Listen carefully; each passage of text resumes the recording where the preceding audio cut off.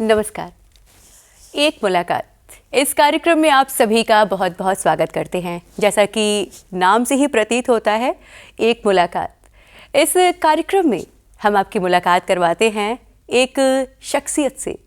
तो इस कार्यक्रम में आज हमारे साथ हैं बनारस के जाने माने और आज विश्व पटल पर हम सभी हमारे रामलला का जो हम चित्र देखते हैं, जिनको कागज़ पर उकेरा है, जी हाँ, हम आपको अवगत कराएं हमारे आज के मेहमान से।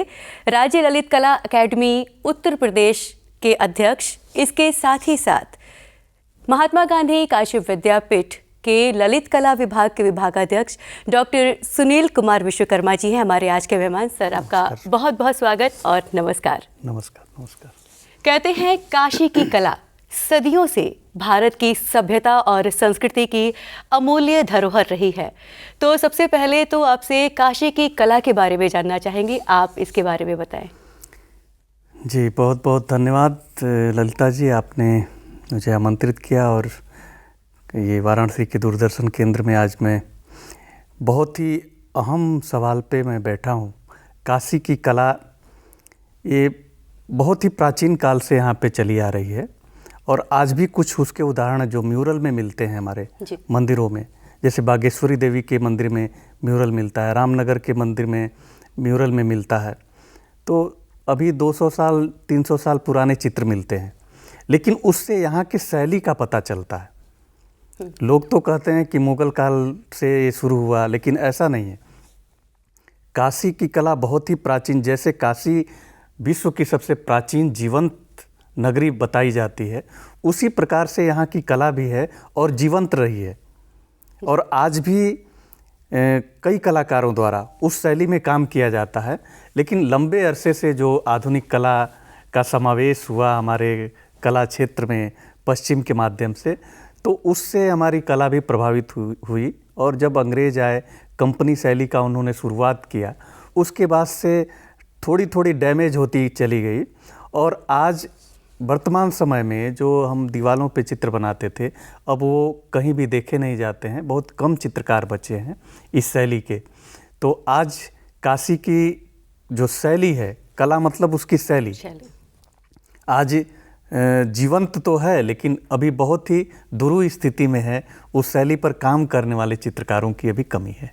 आप प्रदेश लेवल पर आप अध्यक्ष हैं और हमारे काशी में ललित कला विभाग के अध्यक्ष हैं। तो अभी आपने बताया, तो काशी के ये जो कला शैली है, तो इसको विकसित करने के लिए आपके हिसाब से क्या करना चाहिए, आपके नज़रिया क्या है? अभी काशी की कला को अभी हम लोगों ने जीआई टैग भी दिलवाया। जो हमारे जीआई टैग के हमारे द्विवेदी जी हैं पद्मश्री, उन्होंने प्रयास किया और जीआई टैग भी मिला काशी के भित्ति चित्र को। और इसके माध्यम से बहुत सारे कलाकार जुड़े हैं काम करने के लिए। और काशी की शैली की जो चित्रकला है, वो कुछ घराने, जो राम प्रसाद जी थे, वो तो इसके बहुत ही उच्चतम शिखर के कलाकार थे। उनके परिवार के आज भी लोग बच्चे काम कर रहे हैं। लेकिन जो गांव, ये घरों में हमारे कुम्हार चित्रकार जो थे, जो शादी विवाह पर दीवारों पे चित्र बनाते थे इस शैली में, अब दीवारों पे वो चित्र नहीं बनने से ये काम थोड़ा पेपर पे और कैनवस पे धीरे धीरे आ रहा है, क्योंकि दीवार पे लोग बनवाते नहीं हैं। तो वो चीज़ें अब घटती जा रही हैं। लेकिन कुछ चित्रकारों को हम लोग कार्यशाला के माध्यम से उनको प्रशिक्षित कर रहे हैं, ताकि ये शैली अभी भी जीवंत बनी रहे। क्योंकि इस शैली में जो चित्र होते हैं, वो बहुत ही प्रभावित करने वाले होते हैं। बहुत ही कम काम में हम अधिक से अधिक प्रभाव दर्शक पे छोड़ते हैं। और काली मोटी लाइनों से चित्रों को बहुत तेज़ी से उभार देना और उसमें एक्सप्रेशन ले आना, ये सारे काशी शैली की विशेषता है, जो हम वर्कशॉप के माध्यम से, जो अभी भी जीवित चित्रकार हैं उसके, भोलानाथ जी बहुत पुराने हमारे यहाँ के चित्रकार हुआ करते थे। अब उनकी पीढ़ी के कुछ कलाकार बचे हुए हैं जो इस तरह के काम करते हैं। तो उनके माध्यम से, और जो राम प्रसाद जी के परिवार के लोग हैं, अभी भी कला भवन में काम करते हैं, तो उनसे भी हम प्रशिक्षण करवाने का काम कर रहे हैं। चूँकि राज्य ललित कला अकेडमी के अध्यक्ष पद का दायित्व तो मुझे दिया गया है, तो हमने इसमें भी प्रयास किया है कि ललित कला एकेडमी के माध्यम से, जैसे प्रोफेसर जयशंकर मिश्र जी आज भी कला काशी की शैली में काम करते हैं, उन पर हमने मोनोग्राफ छपवाया है एकेडमी से। पहले छपा है, लेकिन अब भी उनके प्रदर्शनी की तैयारी हम कर रहे हैं। और भी जो चित्रकार हैं, बैजनाथ गुप्ता जी हैं, वो भी काशी शैली के चित्रकार रहे हैं, अब तो नहीं है, दिवंगत हो गए हैं, लेकिन उनके चित्रों की भी मोनोग्राफ ललित कला एकेडमी से छपा हुआ है और उनके चित्रों की प्रदर्शनी भी हम ललित कला एकेडमी में करने जा रहे हैं। और जो भी हमारी संस्थाएं हैं, जैसे ललित कला विभाग में अभी मैं कार्यरत हूँ, तो वहाँ भी प्रशिक्षण के माध्यम से काशी की कला शैली को विकसित और संरक्षित करने का कार्य हम लोगों द्वारा किया जा रहा है। बहुत बहुत अच्छी बात है। ये कहते हैं कि भारत युवाओं का देश है और ये जो कला है ये ईश्वरीय देन है, ये तो बिल्कुल सही बात है। तो ऐसे बहुत से ऐसे छात्र हैं जो कहीं ना कहीं अभी आर्थिक स्थिति से मजबूत नहीं हैं, तो ऐसे छात्रों को किस तरह से आप उनका सहयोग करते हैं, उनको कैसे आगे लाते हैं? ये बहुत ही कठिन होता है, क्योंकि मैं भी उसी परिस्थिति से उभरा हुआ एक कला साधक जी, अभी आपके ऊपर भी आना है मुझे इस विषय पर। जी, इसलिए मैं उस चीज़ों को समझ सकता हूँ। और ये विषय बहुत ही महंगा विषय होता है, इसमें कलर, कैनवस, पेपर, ये सब बहुत महंगे आजकल हो गए हैं। और एक सामान्य परिवार का बच्चा इस क्षेत्र में उतरता है तो उसको प्राइमरी स्टेज में ही बहुत सारे पैसे खर्च करने होते हैं। हम लोग प्रयास करते हैं कि ऐसे बच्चे जो भी हैं, पहले तो उनको उसमें यदि रुचि है उस विषय में, तो हम उन्हें प्रशिक्षण देने की व्यवस्था करते हैं। ललित कला एकेडमी से भी और हमारे विभाग से भी उन्हें ग्रीष्मकालीन शिविर लगा करके उनको बुलाते हैं, आमंत्रित करते हैं और उन्हें प्रशिक्षित करते हैं, ताकि ये इसमें अपना कैरियर चुन सके। क्योंकि ये कला जो है स्वरोजगार परक विषय है। इसमें केवल नौकरी के लिए कलाकार विद्यार्थी नहीं दौड़ेगा, ये खुद से रोजगार डेवलप कर सकता है। तो हम उन्हें आमंत्रित करते हैं, ऐसे रुचि रखने वाले कलाकारों को, जो विद्यार्थी हैं, निःशुल्क प्रशिक्षण देते हैं।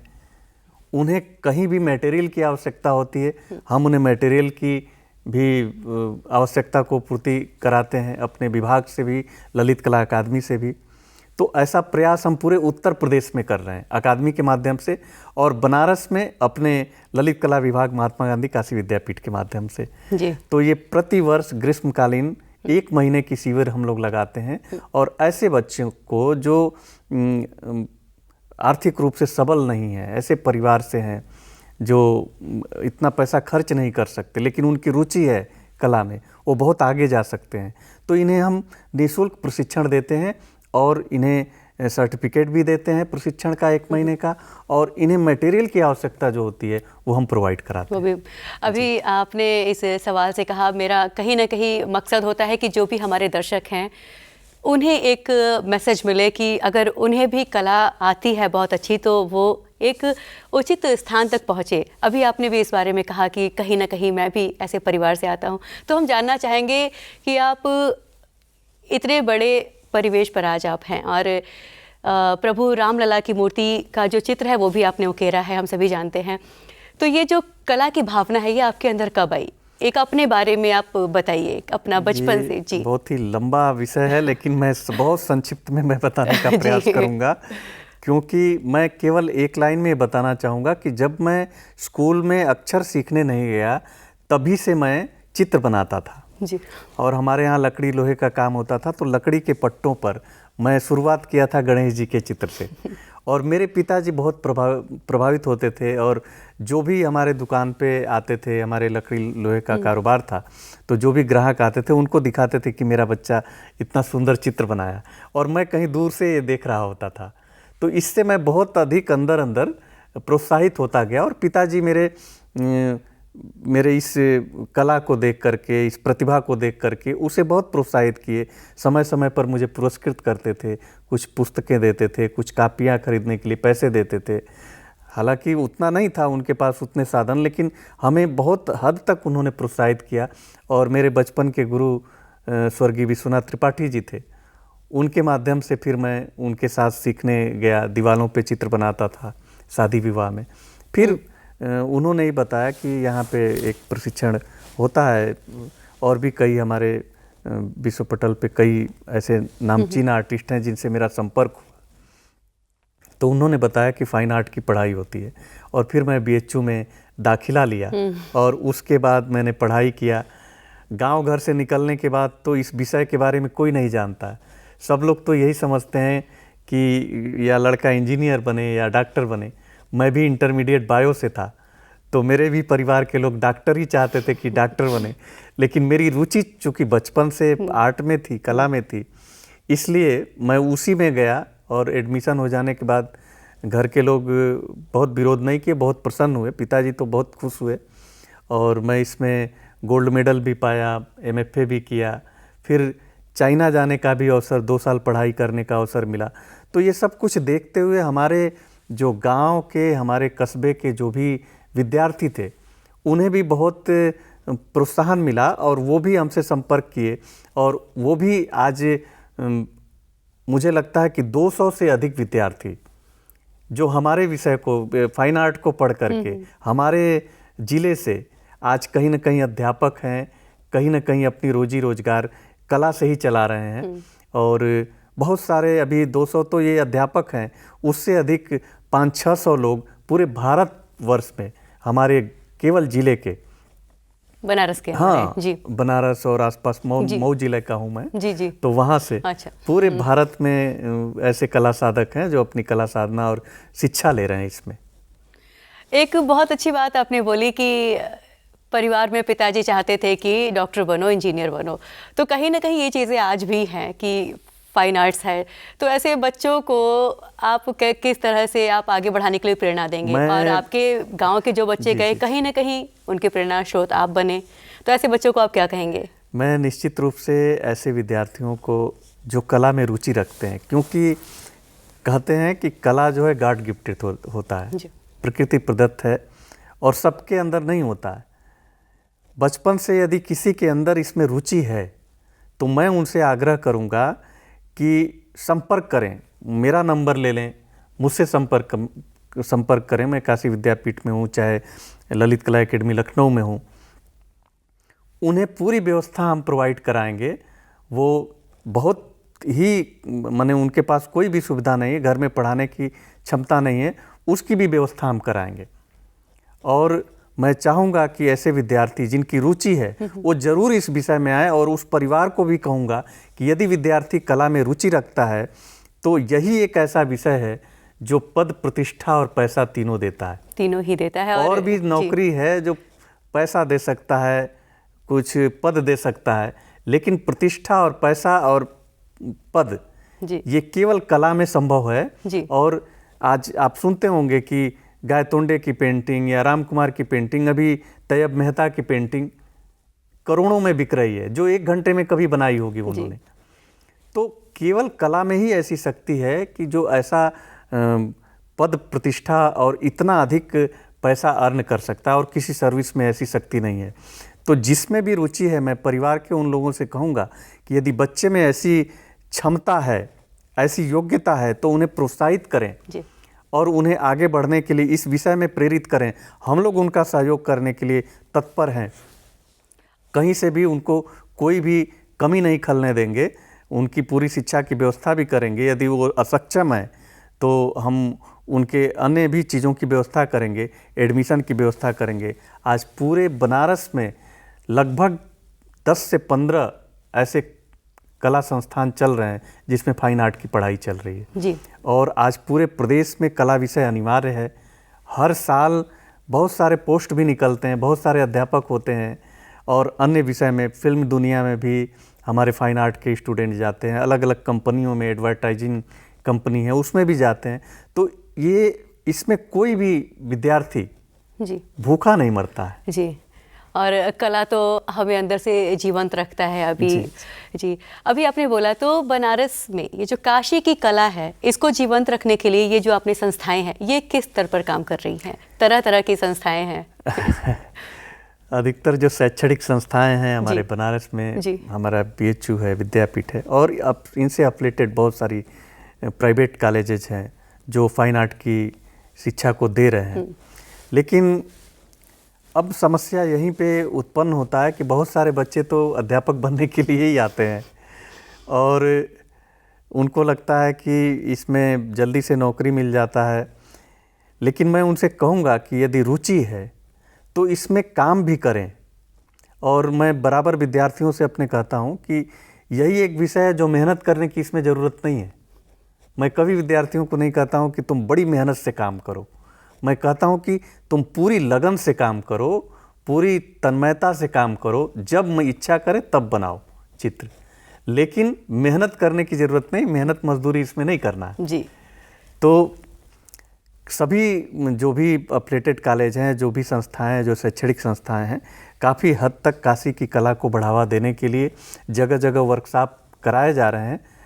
चूँकि ललित कला एकेडमी अभी मैं देख रहा हूँ तो उसके माध्यम से भी मैं अभी ग्रीष्मकालीन कार्यशालाएं चली तो मैंने सबसे आग्रह भी किया था कि इस तरह की जो हमारी पारंपरिक काशी की शैली है, चाहे लोक कला की शैली है चाहे पारंपरिक शैली है, इसको बढ़ावा देने के लिए वर्कशॉप करें, ऐसे चित्रकारों को अपने संस्थान में बुलाएं और बच्चों को ऐसी कला को सिखाएं, इस शैली की कला को जी। क्योंकि ये शैली एक दूसरे से हस्तांतरित होते हुए आगे बढ़ती है, परंपराओं से ही चलती है। यदि ये कहीं से मिट गया, क्योंकि कलाकार अब खत्म हो गए, बहुत कम हैं, यदि ये अपना प्रशिक्षण, क्योंकि इसमें अब उनको दिख रहा है कि अब इसमें बहुत ज़्यादा उनको साधन नहीं है, लोग दीवारों पे चित्र नहीं बनवाते हैं, तो वो इस रोजगार से हटते जा रहे हैं। तो यदि उनकी कला जो है इसमें और आगे पीढ़ी तक जाएगी तो उनके कला में भी विस्तार आएगा और हमारी काशी शैली की कला संरक्षित रहेगी और आगे विकसित होगी। समय हो गया है कार्यक्रम से चलने का, तो चलते चलते हमारे जो भी दर्शक हैं और जिनके भी घर में बच्चे हैं जो इस विधा में आना चाहते हैं, उनके लिए आप क्या मैसेज देना चाहेंगे? मैं करबद्ध प्रार्थना करूंगा ऐसे परिवार से, जिनके परिवार में यदि कोई भी बच्चा कला में रुचि रखता है, केवल फाइन आर्ट की बात नहीं कर रहा हूँ, गायन, नृत्य, जो भी विधा है, नाट्य है, उसमें यदि उनकी प्रतिभा दिखती है, आप देखते होंगे बहुत सारे बच्चे, प्रतियोगिताएं होती हैं, छोटे छोटे बच्चे बहुत अच्छा गाते हैं, बहुत अच्छा करते हैं जी। और वो आगे बढ़ते हैं, उसी में से बहुत सारे कलाकार हुए, बड़े बड़े कलाकार हुए। तो यदि प्रतिभा है, क्योंकि प्रकृति के द्वारा प्रदत्त कला होती है, यदि उनके अंदर बचपन से वो प्रतिभा दिख रही है तो परिवार के लोगों से यही आग्रह है कि वो उनको प्रोत्साहित करें, न कि उन्हें प्रेशराइज करें कि नहीं तुमको यही विषय पढ़ना है, तुमको डॉक्टर ही बनना है, तुमको इंजीनियर ही बनना है। यदि उसके अंदर उसकी प्रतिभा है तो उसके लिए भी प्रोत्साहित करें, लेकिन कला की प्रतिभा है तो उन्हें प्रोत्साहित करें इस विषय में लाने के लिए। और बाकी आगे मैंने बता ही चुका है कि यदि कहीं से भी उनकी अक्षमता होती है कि हम ये विषय नहीं पढ़ा सकते, तो उसके लिए हम लोग बैठे हुए हैं, हमसे आप कह सकते हैं, हम उस बच्चे को पूरी एडमिशन से लेके उनकी पढ़ाई तक की पूरी व्यवस्था हम करेंगे।